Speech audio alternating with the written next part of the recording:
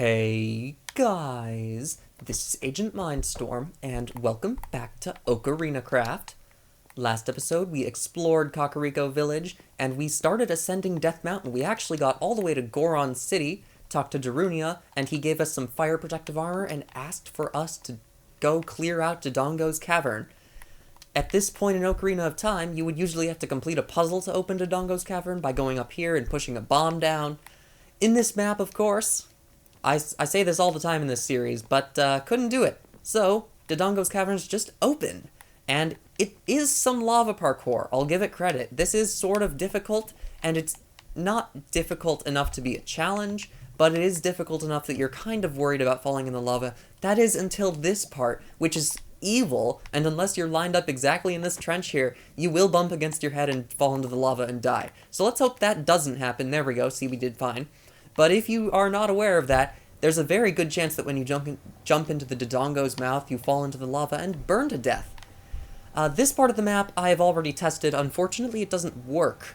But what's supposed to happen here is you open this chest, and then some zombies are spawned. So to recreate this, I am going to manually spawn 4 zombies to attack. Okay, apparently we're at the mob limit, because it's not letting me spawn a zombie. That could also be one of the reasons that this part of the map isn't working right now. I guess we'll just accept it and carry on. So from here, you get the fiery bow, which is the play on words because you had the fairy bow before, now you have the fiery bow. And I'm gonna let you know right now, there's no reason to keep the fairy bow once you get the fiery bow. So you got the fiery bow. I need to stop saying fiery bow. And that's the item in Dodongo's Cavern. Dodongo's Cavern is not a very long dungeon. You get to the end, and this is the boss fight. Oh look, it's wither skeletons. 3 wither skeletons. This fight can be difficult if you don't keep them separate. Like it is going to be for us right now. Oh man. It's a good thing I have this fiery bow that doesn't work against wither skeletons, because wither skeletons can't burn. Should have had some forethought with that. Now, the reason that this boss fight is so cool is because I actually created it before there were wither skeleton spawn eggs, and the only way to get wither skeletons in creative mode before there were spawn eggs was to go into the nether and spawn skeletons. So this was me experimenting with transporting mobs from other dimensions into the overworld before they gave you the option to do that with just spawn eggs. And I thought that was really cool, because, like, wither skeletons in the overworld, that's unheard of! But it's not as cool today, but back in the day, that was just so cool. To me, at least. I mean, some people probably thought it was, oh, I've seen that a million times, but, you know, it's cool to me. Now, if you're wondering how the game detected that we killed mobs when I told you that you can't actually detect when mobs die, it's a trick. As soon as we opened that door that went into the boss fight of Dodongo's Cavern, it opened this door. So you could open that door, do a heel turn, and then come straight back to Goron City, and Darunia would reward you for quote-unquote clearing out Dodongo's Cavern. But here we are. It's the spiritual stone of the fire. I almost said of the forest, but it's fire. And if you know what the stone looks like in Ocarina of Time, I'm actually proud of how I chose the nether warts, because it's got like 3 little things on the top, and that's exactly how it looks in the game. Now we have dealt with Death Mountain, or at least the first time we're going to come here has been dealt with, so let's head off to Zora's domain. That is where we will get the spiritual stone of water by going inside of Jabu Jabu's belly, the giant fish of Zora's domain, but I've got some bad news for you. I did not build Jabu Jabu. There is no Jabu Jabu dungeon. It is so sad to admit, but I realized there would be absolutely no way to build a fish of good scale who also has an interesting dungeon inside of him. I mean, the Great Deku Tree dungeon is tiny, and that thing is that whole giant tree in Kokiri Forest. So, yeah, there's not a real dungeon in Zora's domain, but it still works. It's still a thing. There's still stuff to do. It doesn't just give you a spiritual stone off the bat. So it's not like a complete loss, but it's just not very good. But before we get to Zora's domain, there's actually some interesting stuff, and you know what? Just for video watchability, there's some stuff we gotta do outside here. If we were inside Zora's domain when it was dark, I wouldn't be annoyed with this at all, but I'm just gonna set it to day so that you can actually see what's going on here. So we've got, I would leave Epona here, and I think Epona actually will be fine here, because there's no place to tie her up later, and you definitely can't take a horse into Zora's domain. But here, there's supposed to be signs This guy is telling us about magic beans. So he lost some magic beans in the river, and he would like you to find it. And I don't think he actually lost magic beans. I think he says he lost a key. And this is one of the hardest things to find in the entire map, and it's just because I was really mean about where it's placed. So, you actually have seen it already on screen.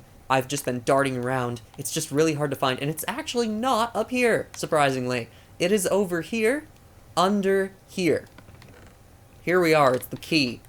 Wow, that is hard to find. Can you imagine being tasked to find that in this little shallow river? You probably wouldn't be able to find it, even though it's such a tiny river, just because it's so unfairly hidden. There's no hint toward it, it's in the river. And if we put it in, it does open redstone, because did you know that comparators get a signal when you put an Eye of Ender in an Ends portal? Yeah, they do. Also, apparently it's animated in the natural texture pack. That's pretty cool, I never knew that. In here, we get, actually, they are free. He said he'll sell you magic beans, because in Ocarina of Time, he'll sell you magic beans, but then he corrects himself when you open the door. It's such a shame that a lot of the signs in this map are... That was good English. It's such a shame that a lot of the signs in this map are messed up, because I would love to show you the writing, but we've got magic beans now. So whenever we see those little spots with slabs around them, we can plant magic beans in them and then come back later. Or if we get fertilizer, which is bone meal, which you can buy later in the map, you can speed up the growing process, just because I realized asking you to wait for melons to grow just will probably mean that you'll never go back there. There's one other thing we can do here, which is to play a song, and it's actually the Song of Storms, I think is the correct one, but I'm going to play the other ones just to show you. If you play Zelda's Lullaby, nothing happens. If you play Saria's song, nothing happens. But if you play Song of Storms, look, it's a secret. And that's just what I love about this map. You get secrets from playing certain music discs, kind of like in Ocarina of Time. Down here, you get 2 flowers. The flowers don't do anything, but you do get a gold rupee.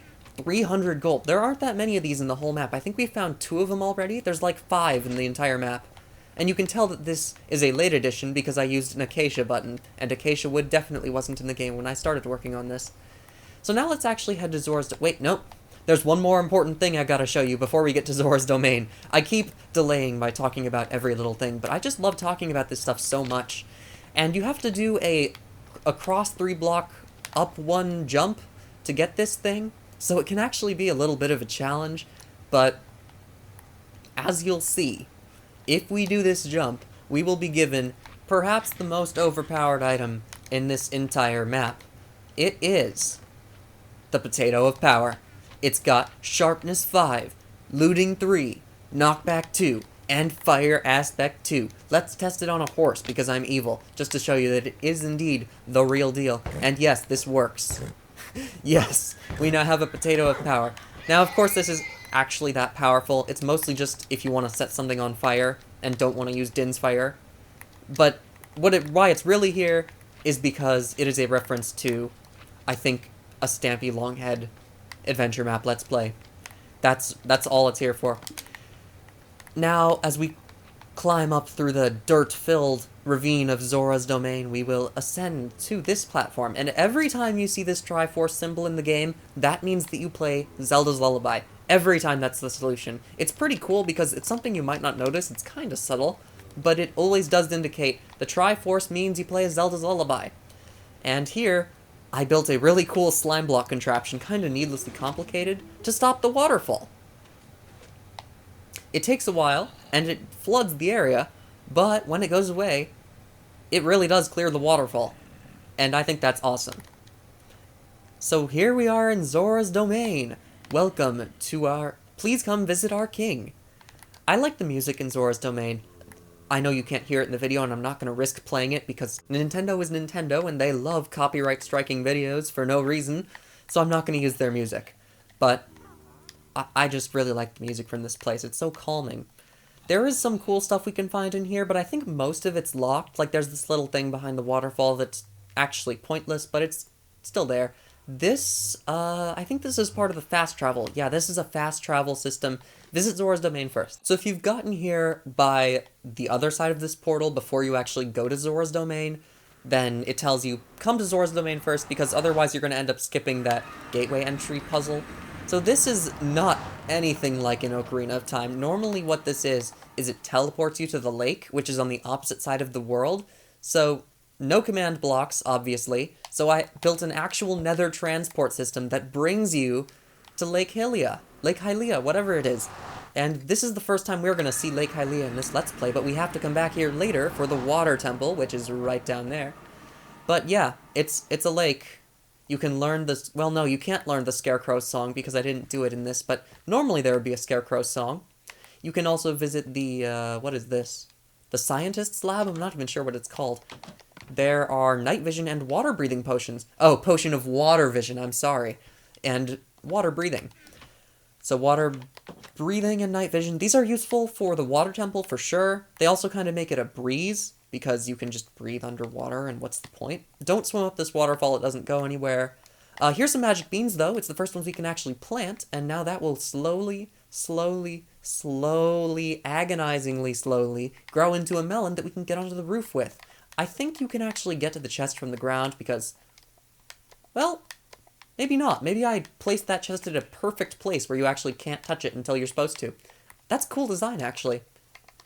Otherwise, there's not really much to see in here, in the lake at least. We can see this cryptic little puzzle on this island that says, "When water fills this lake, shoot for the morning light."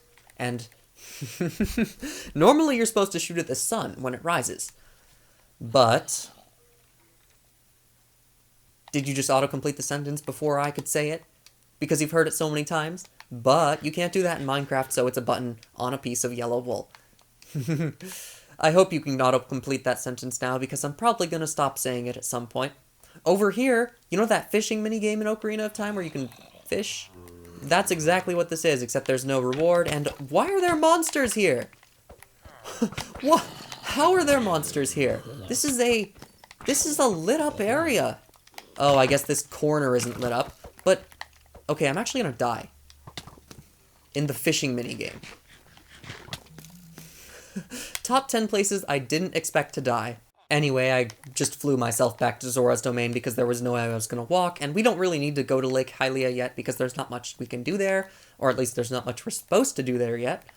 Down here in the lake, there is a secret lever right here. If you go down into it, this ladder cleverly gives you a way out and also blocks the water, from breaking the lever. And when you pull it, it opens up you have found the inverted boots. This is something I created specifically for this world, because if you don't know, when you go to the future in Ocarina of Time, Zora's domain freezes over. And I kind of wanted to reference that here, but also it's just cool to have Frostwalker boots, because there's no Frostwalker in Ocarina of Time, but it is pretty cool, you gotta admit. And now you can freeze over Zora's domain like Ganondorf does, because apparently you're the villain in this world. I mean, you can be the villain or the hero. You could literally slaughter everyone in the entire world in this map. I'm not going to stop you, and there's no punishment. So, don't. Hey, remember the annoying cutscene where you have to watch the giant fish man slide to the left for like 20 years? Guess what? In this map, with my cunning, innovative solution, I have just removed him. There is no king. Hello, I am the invisible King Zora. Look, I actually referenced it. I need a little help. I lost my axe in Zora's domain. Can you help me find it? If you do, I will give you the spiritual stone of water. To help you find it, I will give you water-resistant Zora clothes. Return when you have the axe. So here, you get the other armor set, the Zora armor, and this armor has Aqua Affinity, Respiration, and Depth Strider on it. So with all this Zora armor, you are basically a fish, which is exactly what I intended. It's pretty incredible. Over here, I'm not sure what the function of this cauldron is, or if it even has a function, but you can wash your armor off in it if you want. Like, we can turn the inverted boots brown. I don't really understand why that exists. Whatever. Put the axe in this chest. So that's where you put the axe once you beat it, or once you get it. And if you remember, in Ocarina of Time, you're tasked to heal a fish. In this map, there is no fish. It's frozen over up here. As I said, Ganondorf freezes it over. This is like the future version, where it's frozen and Jabu Jabu is gone. If you are adventurous, though, there is a little secret down here, and that secret is a golden rupee. So we found 2 golden rupees this episode. That's pretty good. We're doing great. Let's get that spiritual stone, though. It's not difficult, but it is a cool puzzle. I give you some items in this chest. You've got a glass bottle, a rabbit's foot, a netherwort, a blaze powder, and a glowstone dust. And this is everything you need to make a potion of leaping, because you can't jump up here right now. It's just impossible. You're way too short. That's insulting. You're way too short to jump up there. So what you gotta do is you gotta fill a bottle with water, put the water bottle in here, put netherwort up there, blaze powder over there, and then you can very slowly make a potion of leaping that lets you climb up there, which is cool. That's exactly like the kind of puzzles. It's not a Zelda puzzle, but it's a puzzle. And Zelda really is based around puzzles, so fitting one into the map just feels right. It does take a while to brew, though. I really wish you could brew things faster. And then glowstone dust is used to turn the potion of leaping into leaping 2. The one thing you might have noticed is not here. There's no ice cave. This is just the most ice you get in the map. There's no, like, cave where you get the... what even is it in Ocarina of Time? You get some icy item in a cave, and that's just not here. There's also no Pharaon's Wind, which is where you can set a teleportation point in a dungeon, and then teleport back to it. That's just not a thing in this map, because no command blocks. If there were command blocks, that would actually be really easy to do. Just summon an armor stand with a certain tag at the position, make it invisible, make it invulnerable, and then whenever they use the item, it teleports you back here. It would have been so cool. But now, the brewing process for the leaping potion is nearly complete. Okay, now it's complete. We can drink the potion of leaping, and we can go get the axe, which is, in fact, up here. Now, if you messed up the brewing process, there is no way to get this, and then your map is technically soft-locked. That is a big problem with this map, actually. You can do things out of order, you can soft-lock it, you can just totally break it if you play it wrong, and it's really easy to play it wrong. So, you gotta be wary when playing this map of what doing things will do, which is a problem because normally you go into a map blind, not knowing everything about it because you built it. Anyways, let's give him the rusty axe. I don't even know why he wants a rusty axe, but we should be rewarded with... Oh, okay, it opens something up here. It's just kind of hard to find. Up here it opens, "Thank you for returning my axe. I have repaired the axe and now give it to you as the Megaton Hammer. Also, don't I owe you a spiritual stone of water? Here you go." And there you are, the Megaton axe. The spiritual stone of water. It's everything you bargained for. So we'll throw those into the ender chest, and now we have everything we need to complete the first phase of the game. The Megaton Hammer is just a weapon in this. It doesn't do anything. There's nothing it can... Well, no, there's one thing it can break in the entire map, so I guess there is a use for it other than fighting. But for the most part, it really is just a hammer that does nothing. But for now, I do want to tell you all... Actually, I'm jumping into that outro a little bit fast. Anyways, that is the end of this episode. Next episode, we will definitely be starting the second phase of the map, where you're going to all of the dungeons, all of the real temples, and you're getting the sages, and their... I don't even know what I called the sage things. The medallions. You get the medallions. The fire medallion, the forest medallion. And that is probably where the coolest dungeons in this Minecraft recreation are. So, definitely stay tuned for next episode, but for now, I do want to tell you all, thanks for watching, and I will see you later.